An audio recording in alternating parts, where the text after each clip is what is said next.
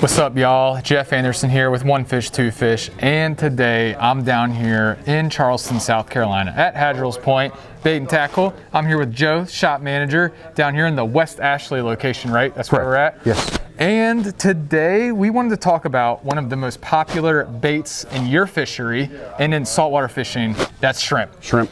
So what we're gonna do in this video is we're gonna show y'all the most popular ways how to rig a shrimp, because there's a lot of different ways how to do it. So I would love to hear, Charleston, is you guys got tons of shrimp and you probably have a lot of different ways. We have shrimp, yes. First of all, there's very few wrong ways to rig a shrimp. You got to get in the water and you're going to catch fish. Which Carolina one? rig. Carolina rig? Absolutely. So there's going to be a few different ways I want to show y'all. We're going to do a Carolina rig and then we'll probably even do a jig head as well. But this is probably the most basic. Actually, I had one little, I'm going to add something to this. Okay. Let's pretend this is a popping cork. There you go. One of the things that I do with my shrimp under a popping cork is this is the one spot where I am absolutely going to put it through the top of the head here and out the top. And the reason why is when it's in the water, it's going to stay like this under a popping cork, right, in a natural position. Okay. So that is the one situation where I'll put it under the horn, right above the head there. Okay. Absolutely dynamite way under a popping cork. Now with the Carolina rig, I do something a little different. I'm going to go right up under the tail here. And just so y'all know, Carolina rig's going to be on the bottom. On the bottom. Popping cork's typically going to be floated. Right. So, right. Carolina rig is basically a hook and an egg sinker, and it's going to be a bottom rig for you.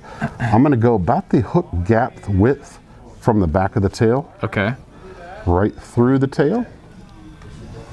And then I'm going to come out the top. And that is my rig right there. See, I've never even seen that. That is awesome. So now when you drag it, it's going to stay like that. Just like that. Absolutely. And there's also different opinions. So shrimp will swim, of course, forwards, but when they escape, they kick backwards. They'll kick backwards, right? Absolutely. That's and this, even with a Carolina rig, even with that egg sinker is just relaxed on the bottom. Yeah. This shrimp can walk forward, it can walk backwards, it can kick. But if I want to give it a little action, I can pop my rod tip.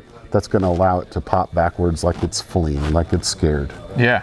And that's going to trigger a predatory instinct from your redfish and your trout. So those are the two ways that when you're fishing a popping cork, it's going to go right. Oh yeah, we got another. Uh-oh. we have a rogue fiddler. That's right. Yeah. And then that's, yeah, absolutely. Okay. And it's very natural. One of the things I love about this way is that in current on the bottom, it is in line. It's going to reduce twists. Right. So absolutely. And this tail generally fans out, so it sits like boom, just like that. Cool. That's awesome. Show them what the horn on a shrimp is when you say like, oh yeah, place it behind the horn or this and that. Yeah. So here, actually this one is visible. Should be able to see that right there. It is actually serrated, and I'm just going directly underneath that ridge and out the other side. And just talk about the anatomy of a shrimp. So that's the brain, right? That like the pea or what? Yeah. Yeah. You're going to have your internal organs are going to be based up in this area here. Right. This is primarily muscle for their tail. Obviously, you got your legs right here. Yep. They do have antennae. Sometimes they can be really long right there. Yep. And then they have these amazing complex eyes. So that's why when you hook this in the horn, which when we say the horn, that's what we're talking about is the top, like the head of the shrimp. So you want to go, did you say you want to go just barely, just right up underneath there, yeah. Okay. Yep. And that'll keep it alive on the hook for a period of time too. Absolutely. So how about for a jig or a jig, how would you, here, I'll say that again. All right, so for the second rig that's really popular for live shrimp or fresh shrimp is going to be a jig head. So I know you got some different ways how you want to. Absolutely. So. Oh, I'm going to give you a bunch of. I have a live shrimp. I'm going to hook it the exact same way. Hook width away from the end of the tail, straight up through and out there. And again, I'm just gonna bottom bounce. I'm gonna work it back to me just like that. If this shrimp is in its current state dead, frozen shrimp, I will often remove the head part here. And then that's a situation where I'm probably going to go into the body here.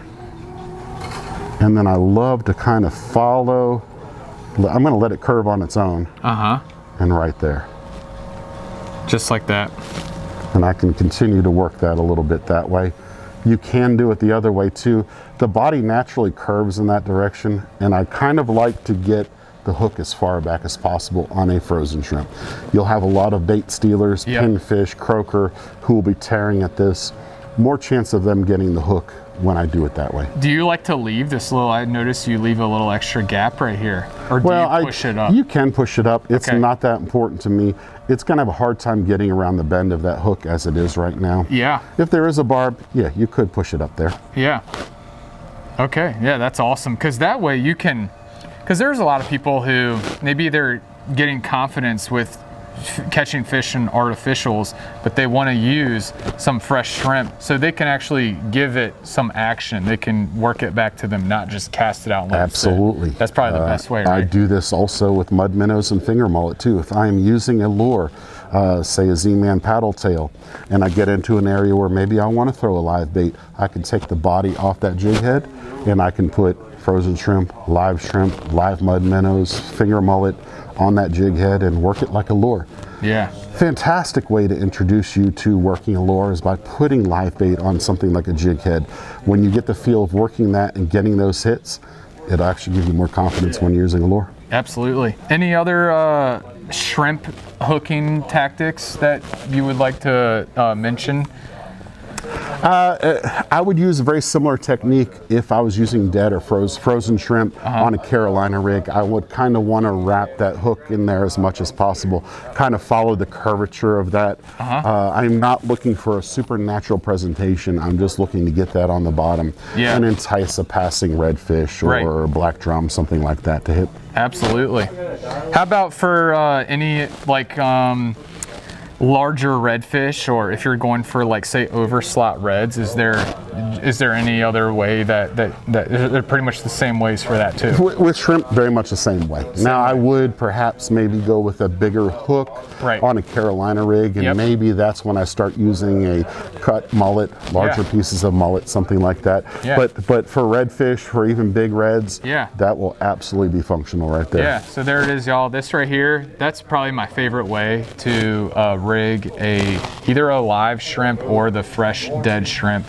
And this right here will give you a ton of confidence for catching fish and not just casting it out and letting it sit. Super versatile. Catch everything. Y'all get tarpon in here too, right? Yes, we do. So you can catch even some tarpon on this thing. Absolutely can catch tarpon. Yeah. So New Year's Day last year, I caught a tarpon in Charleston. No way. That was a heck of a way to start 2020. It went downhill from there. All right, y'all, that right there, those are the most popular ways how to rig a shrimp. Hopefully that helps y'all out. If y'all are in Charleston, y'all know what to do, where to go. This is Joe, Haddrell's Point Tackle. You guys, peace out. Catch yourself some fish.